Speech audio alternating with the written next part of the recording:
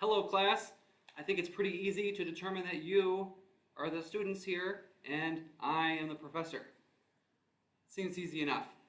In companies, there are employees and employer, or the company, the thing that employs them. Except it's not always that easy because there are times where someone might not be an employee. The reason it's important to decide that is because employees are guaranteed certain benefits, certain perks, certain laws are based on if there is an employee. You must pay an employee 1.5 times the amount for overtime for working over 40 hours a week. You must take taxes out of an employee's check. So the government really cares about this because it's easier to collect taxes against a company than it is an individual. You can't discriminate against an employee on their sex, race, color, religion, any of that other stuff. Which means that if they're not an employee, then you can discriminate. Then you don't have to take out their taxes or pay taxes on their behalf. That you don't have to pay them overtime. So, who is not an employee? Well, an independent contractor is not an employee. So that is something that is argued about often because a lot of companies, like I said in a few videos ago, will argue this person wasn't an employee, so therefore I don't have to pay them overtime, or I don't have to withhold taxes, or I don't owe them health insurance. Whatever it is, a company will argue this person is not an employee, and so it is something the courts still talk about. Employees have rights, non-employees don't. There are 2 tests to decide if someone is an employee. There's the economic realities test and there is the common law test.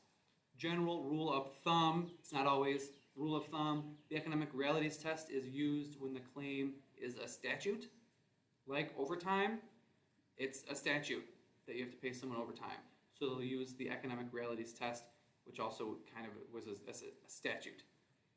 Common law test was developed more through the courts to decide whether or not someone's an employee, and those are used more for common law claims, if it's a law that came out of the court. So we'll go over the economic realities test first. There are 7 elements. This is a test. This is not a claim. The reason I say that, for a test, the economic realities test, you don't have to have every single element. It's a balancing test. If it quacks like a duck, then it's probably a duck. And that's the way they look at these things, whether or not someone is an employee. For most of the rest of the class, I think elements, it's a claim. Elements, you have to get every single element in order for it to count.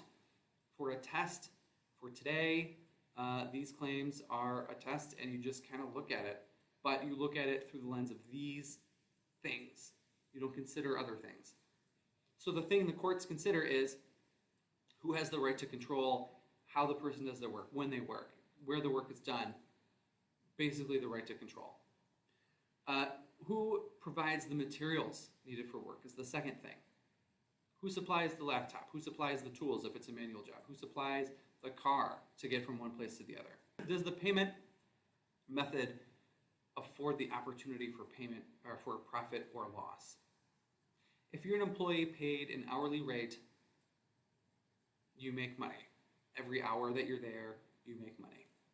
If I'm an independent contractor, originally that would be something like, oh, I'm gonna pave your driveway. I'm not your employee, I'm just an independent contractor that's gonna pave your driveway. And I think it's gonna cost X amount. And I give you that quote and you say, okay, and I come out to pave your driveway. And say, it's a beautiful day and I have a few workers and I've paid and I have a cement truck come and I've paid for the materials and I pay because you're gonna pay me whatever lump sum we agreed to. And I pave your driveway. Suddenly, out of nowhere, a huge storm comes and rains all over it. And now it's too wet, and now it's ruined, and now it won't cure properly, and now that's not going to work to be your driveway. I have to come. I have to buy more cement. I have to hire more people to come for another day. I have to do the whole thing over again. So that is costing me a lot of money. I might even lose money on the job. I'm your independent contractor, because there's a set amount of money that I'm going to charge you to do your driveway. And I could make money, I could lose money. If I'm an hourly person, just the fact that I'm there, I'm making money. salary, hourly, those sorts of things. There's no possible way I can lose money as an employee because you're paying me to be there. The duration of the working relationship, I can't be an independent contractor for too long. And by too long, that depends on the jurisdiction. But if I'm doing the same work as other employees for an extended period of time, then I'm more likely to be an employee. Does the work require some special skill? The more skill the work needs, the less likely they are to be an employee. This law is meant to protect workers, not companies, and more skilled workers don't need as much protection from the law. If this is like a general labor job, if I am putting cars together on an assembly line, that is not a skilled job. I have to learn how to use a wrench or a drill or just whatever tool I'm using. I mean, there's obviously more specialized tools for car plants, but tools that are easy to learn, and I can put on that part. It does not take a skill. Anyone can do it. That person needs more protection than the person that has a very specialized skill. And if I'm the only one in the state of Michigan that knows how to do this, there's only 20 people in the United States that know how to do this, and I'm one of them, then I can probably get another job at another company very easily because that skill is going to be in demand since it's so rare. I don't need as much protection from the law. So the more skill you have, the less likely, the more skill that job requires, the less likely they are to be an employee because they can take their skills elsewhere. How integral to the business is the work? Was that number 6? How integral to the business is the work? Because if it's part of your core business, they're more likely to be an employee. Putting a car together at Ford Motor Company, you'd probably be an employee. Repaving the parking lot at the plant where they put cars together at Ford Motor Company, probably not as likely to be an employee. Ford is not in the business of paving parking lots. So that's not its core work. They're not designing cars. They're not making cars. They're paving parking lots. They're more likely to be independent contractors. It's not the integral business of that company. And kind of the catch-all, how dependent is that person on the company? This kind of goes into, it's the catch-all, it kind of goes into all of it. This kind of depends on where the job is. If your job is in the Upper Peninsula and that is the only employer in town, they're more likely to be an employee. If that job is in Detroit and there are companies everywhere with those kinds of things where that person can go walk and go across the street and get another job, then they're more likely to be an independent contractor. Either way, that's kind of the catch-all. The Economic Realities Test looks at how dependent that person is on the company for their livelihood. And the more they depend on the company, then the more likely they are to be an employee. The company can more prevent this or not, right? That company, just the mere existence of a job and that person has only one job. Most people only have one job. And so that doesn't mean that I depend on it because you can go get a job somewhere else. But like I said, if that company is the only company in town, like you're in the Upper Peninsula or something, that's more likely. If that company is the only thing that does that thing in the area, even if it's in a populated area, more likely to be dependent on that company because it would be a big hassle. And they do look at that. What the hassle would be for me to get another job at another company. And if it's a huge hassle, then I'm more dependent on that company to get that job. So that is the Economic Realities Test, and that is what's used to decide if someone is an employee when you're looking at statutory rights. Are you allowed to discriminate against this person? Do you have to pay this person overtime? Do you have to do all those things? Yes, if they are an employee. No, if they're not an employee. If they're an independent contractor, you don't owe them any overtime because they're not an employee and they don't get those rights. And if you want to be nice and give them that anyway, they are more likely to be an employee in the future. Because now, going through these elements, it's like, they kind of did, over time, the company started giving them rights. And so as far as the duration of their working relationship, it seems like the company was treating them more and more like an employee over time. So yeah, maybe they are an employee. If it quacks like a duck. This is the only chapter that is sort of like iffy, and you can like make a case. I mean, you can make a case for all of it, right, through the interpretation. But as far as each element, it's just a balancing test, and it's kind of what you think. If it quacks like a duck, it's a duck. These are the 7 things they look at, and then judges will decide from there whether or not this person is an employee. The other test is the common law test. Like I said, this is used with more common law claims. There's a lot of overlap, but it was developed by the court over the years. Courts would add more and more. So there is a lot of overlap. It is slightly different. This one talks about, the first one is the extent of the company's control over the manner and means by which the work is done. Same thing, the more control the company has, the more likely they're to be an employee. Number 2, level of skill. Same as before. The more skilled they are, the less likely they are to be an employee, because it's easier for them to get a job elsewhere and don't need the protection of the law. Excuse me.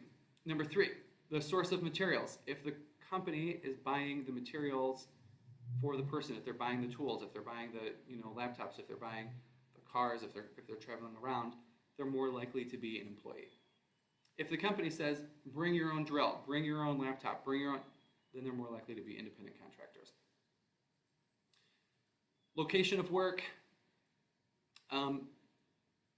that depends. If it is a construction thing, no matter what, whether you're an employee or a contractor, doesn't matter. You have to go to the work site.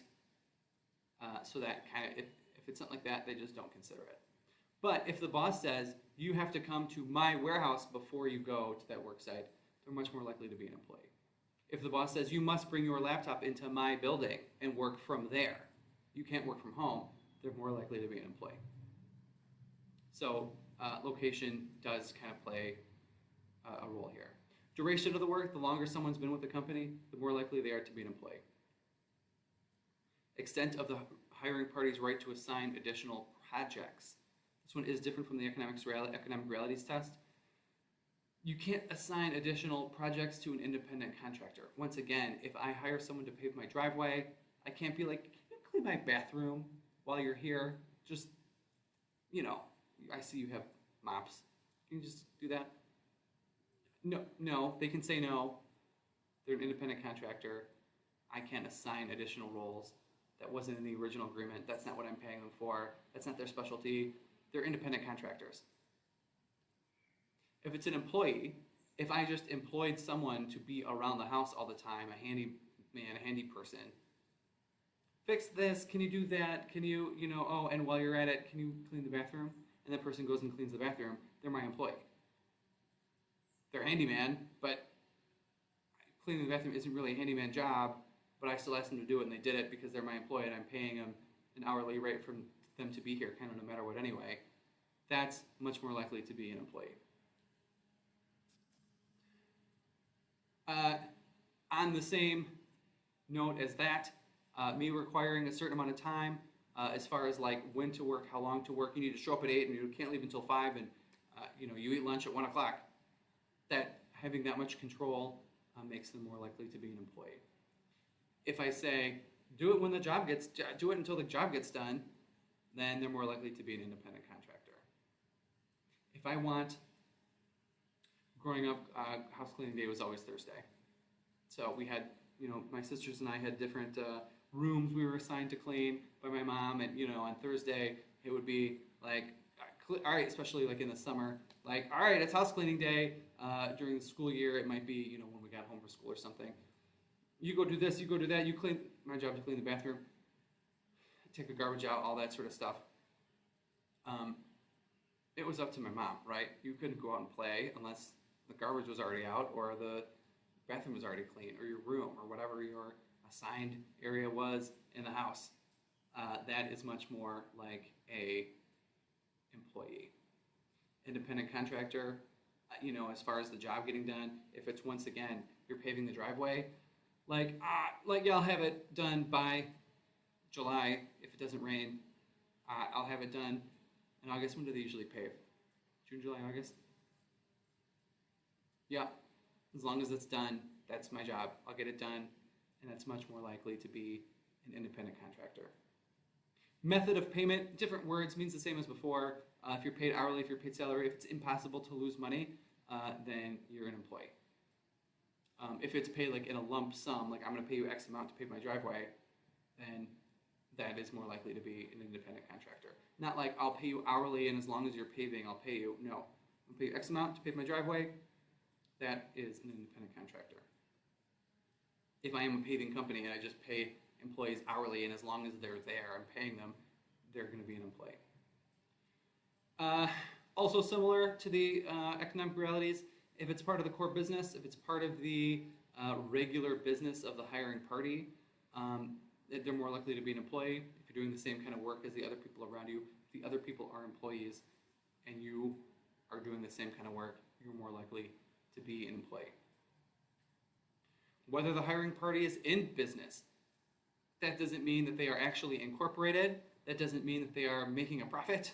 That just basically prevents people from suing their mom. I couldn't sue my mom for cleaning the house on Thursdays because I didn't think, she paid me overtime that week, or that I wasn't getting what I deserved, or I wasn't an employee, so I couldn't unionize against my mom with my sisters, right? Can't do that. So you have to be in business. This is a for-profit venture.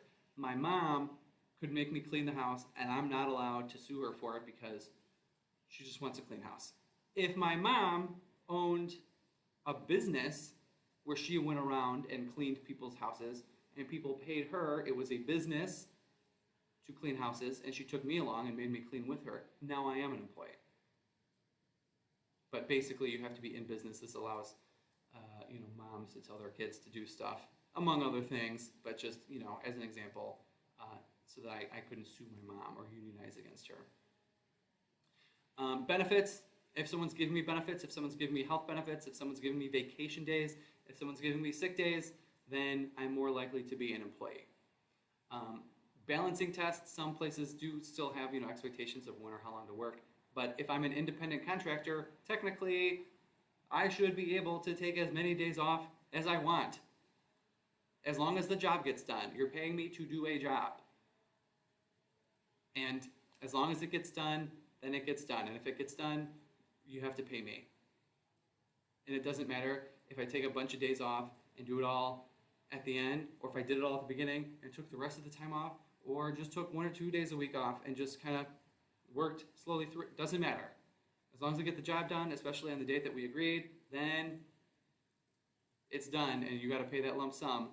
I'm an independent contractor. So if you start giving people expectations of like a vacation day, that means that they are expected to be there every other day. That's not a vacation day, which kind of goes into you're controlling how, when, and where they work.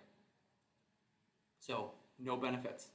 The more benefits you give, the more likely they are to be an employee. Same thing, tax treatment.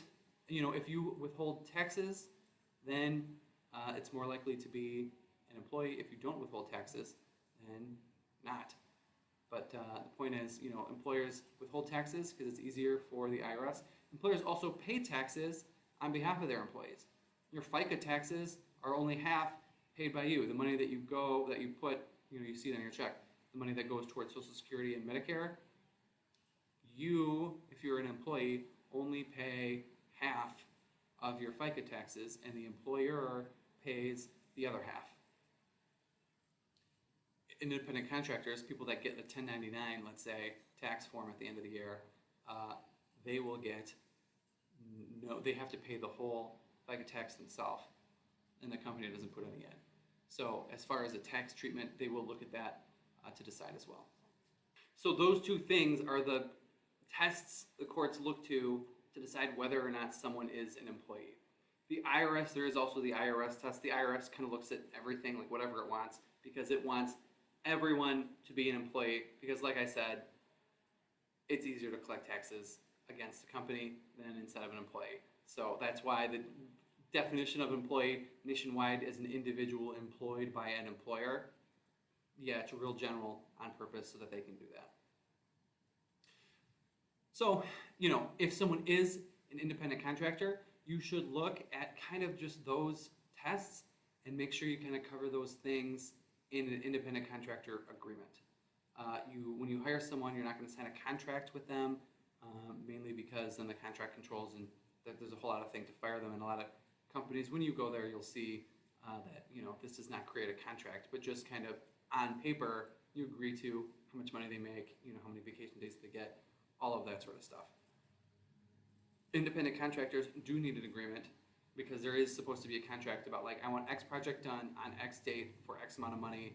A lot of the same information, but basically to point out that they are an independent contractor. You're not going to give them benefits. You're not going to pay their taxes. You're not going to provide any tools. It is up to them. They're allowed to work for other people.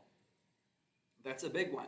When we're talking about how dependent they are on the company, they can work for other people. You're not allowed to stop them from working for other people, doing the same thing, doing something else, doing whatever they want. There's that as well. But you look at those and you look at, basically what those elements are, and you put that in the independent contractor agreement, one, so they know, and two, just to make it clear that these people are independent contractors. And depending on what the court uses, if it's the economic realities test, they look at mostly how dependent the person is on the employer. So that's when you really want to stress, you're allowed to work for other people while you work for us, by the way, doing the same thing. And on the common law test, they look at the right to control, how much control the company has over the person. So you might want to point out and also that they're allowed to do the work how they think is best. It just needs to meet these specifications at least. Otherwise, they can do whatever they want for the amount of money that you're paying them. So you would have those in your independent contractor agreements and make sure they're there.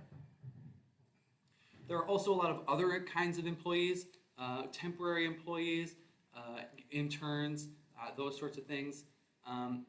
Temporary employees are employees. If they're an employee and they work more than 40 hours in a week, you pay them overtime. It doesn't matter if you're a store and they only work for you for the month of December and that's it, and there's an agreement that we're just going to come in and come out and work for a month. If they work for more than 40 hours a week, they're entitled to overtime. And it doesn't matter if they've been there a day or a year, the way you treat them, the way the expectation is, if it hasn't been that long, they can still be an employee. Volunteers are kind of in a twilight zone because they're not paid, right? You're not paying a volunteer, so you're not allowed to, you don't have to give them overtime because 1.5 times $0 is still $0. And a lot of times volunteers oh, come do this thing and I'll give you lunch. You can't give them 1.5 times as much lunch for working over 40 hours. But for someone to be considered a volunteer, it mostly has to be for a nonprofit company. And I say mostly because, of course, there are caveats, there are exceptions to every single law all the time, right? But a nonprofit company, the NFL is nonprofit. Blue Cross Blue Shield of Michigan is nonprofit. There are a lot of really big companies that have a lot of money going through them that are nonprofit. So Blue Cross Blue Shield can't be oh yes, all of our employees are actually volunteers. The NFL can't say, oh, all the players, they're volunteers and they don't get paid. It's not going to fly, right? They're still doing things and making money for it, and that is their job, and that is their livelihood, and that is what they depend on, economic realities test, for their livelihood. So they are still employees. Also, if General Motors had a special day where they went and cleaned up the riverfront in front of the Renaissance Center, it's pretty clean now, but let's say they went further out and wanted to clean up the riverfront all the way from Grosse Pointe down to River Rouge, and they had a bunch of people come on downtown, and then that's what they did. Yes, General Motors is a for-profit company, but it was doing a charitable thing, and people knew up front this is a charitable thing, and you don't actually work for General Motors and all that other stuff. They could still be volunteers. That's fine. That's why it's kind of a test, though. I don't think those people, cleaning up the river, that's not GM's business. That's not what it does. And if they all kind of understood it's a volunteer, does it quack like a duck? No, they don't seem like a GM employee, so they're probably not. Football players for the NFL, The referees, the people doing all the other stuff, does it quack like it? Yeah, it looks like actually they're doing the thing that the NFL, their main thing is, so they are employees. And that's why these tests are so important that they are a test, is because you can't really get around it any other way. If you make it very firm, a lot of people would take a lot of advantage of it as well. So volunteers are generally not employees, but you still, shouldn't discriminate against them. If they took that to court, that you wanted to volunteer somewhere, but you were discriminated against, the court might side with you, because those are protected classes kind of no matter what you're doing as far as like employment and that sort of stuff. Getting overtime though, no, you're a volunteer. You're not going to get it. We'll see what happens, by the way, with students. Students are not employees. You are not an employee of Oakland University, or if you're attending any other school, you're not an employee. Where that comes into question a lot are graduate students and people doing research projects for the school, because from coast to coast and over the years, different schools, they've tried to unionize, and the court always holds that they are not employees and they can't unionize. The reason they're there, the reason they're doing that work is for a grade. It's for a class.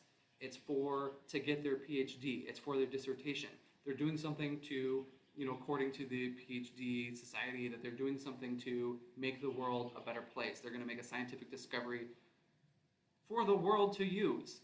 And if you discover the cure for a common cold or for cancer, maybe, hopefully, you'll make money on it. But as far as that is, no, it's much more important that, now the world cured cancer rather than you becoming a rich person. So they are not employees and they can't unionize.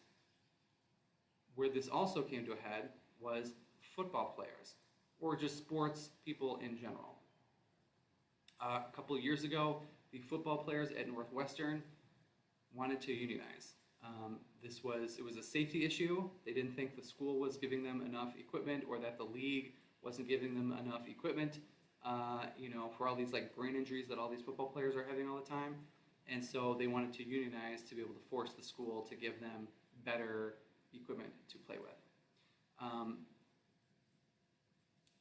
I don't know if they voted to unionize. Nobody knows if they voted to unionize. But there was a union petition.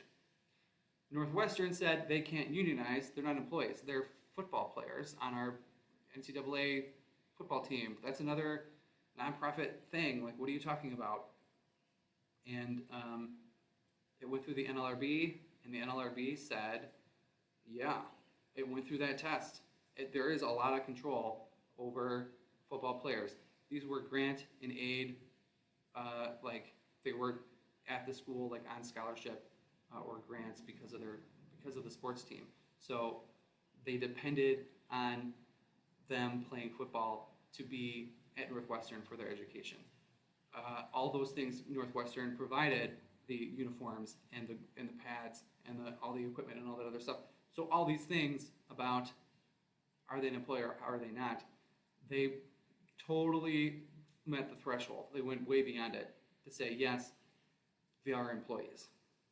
So they voted of whether or not to unionize. It went into a sealed envelope, and it was sealed at the NLRB in Chicago because Northwestern had appealed it to the Seventh Circuit Court of Appeals in Chicago, and the Seventh Circuit ruled, that they couldn't unionize. The Seventh Circuit did not say, the question was not whether or not they were employees, and they didn't really say that. The reasoning the Seventh Circuit gave was because it would put Northwestern students at a different advantage than the rest of everyone else in the NCAA or in the Big Ten. The reason, all the preamble and the reasoning behind stuff, again, is that all these sports, we want to keep it even, and that's a sport. Well, they said this team would have an advantage with the things they could do or were able to do with equipment that gave them the ability to do that without getting harmed, basically. which is weird when you think about it, because if the other schools in the Big Ten voted about whether or not to unionize or wanted to unionize, I guess that means Northwestern wouldn't have an advantage anymore. If 9 of the 13 schools, 12 left without Northwestern, wanted to unionize, I think maybe Northwestern wouldn't have an advantage anymore, since a lot of the other schools, since most of the other schools would have had the same stuff, and that ruling would still stick, and they would be considered employees who could unionize. But the other teams didn't do that. So as it stands now, grant and aid scholarship players are not employees, and they can't unionize or do other things that employees would get.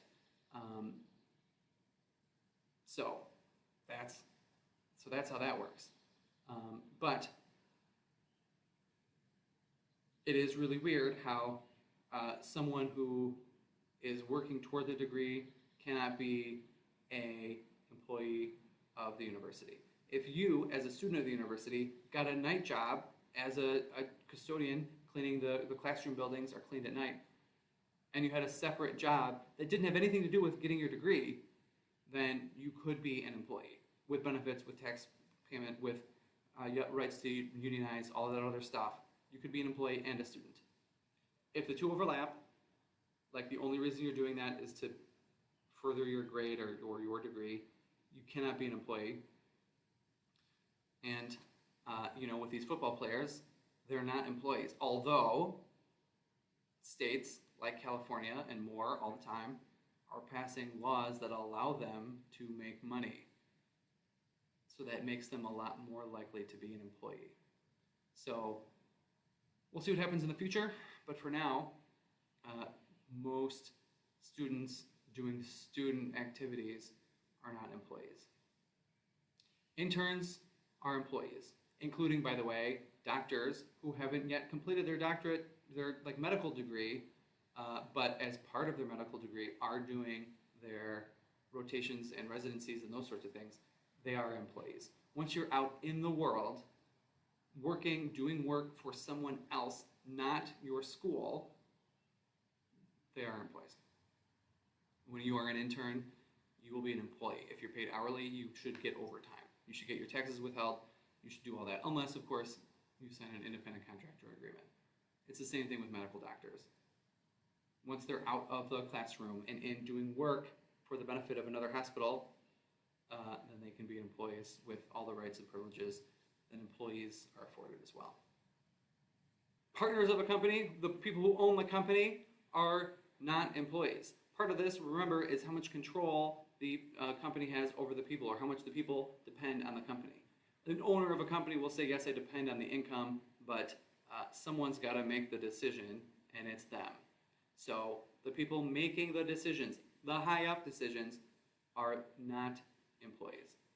And as far as depending on the company, they have enough money, hopefully, from their company that they can create another one if something fails, but also they are the ones making the decisions, so they are not employees.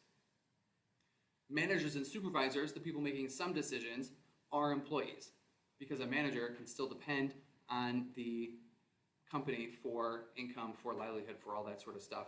And even though they are controlling other people, they are being controlled by directors and vice presidents. So, the control doesn't come from one person. It can come from many levels. Even though you're controlling other people, it doesn't mean you are not also being controlled. So you can be an employee even though you are a manager. Final thing we'll talk about whether or not people are employees are undocumented workers. Undocumented workers are employees for two reasons. They're employees because if you treat them like employees and all that sort of stuff, then they're employees. But the courts will protect them for two reasons. Even though they don't have the right to be in this country, even though they don't have the right to be working, they will still be considered employees. One is a constitutional reason, and the second is a practical reason. The constitutional reason is everyone has the same rights under the Constitution, and the government can't pass a law that only affects some people and not other people. If you're in the United States, you have to make minimum wage. It doesn't matter who you are. If you are an employee, you have to get overtime. It also doesn't matter who you are. If you're in the United States, you have to pay taxes. If you're working in the United States, it doesn't matter who you are. Equal protection for everyone means all the laws apply to everyone. So if I am here illegally, if I'm an undocumented worker, and I am an employee, I still should get at least minimum wage. I still should get overtime. I still should get my taxes taken out of my paycheck.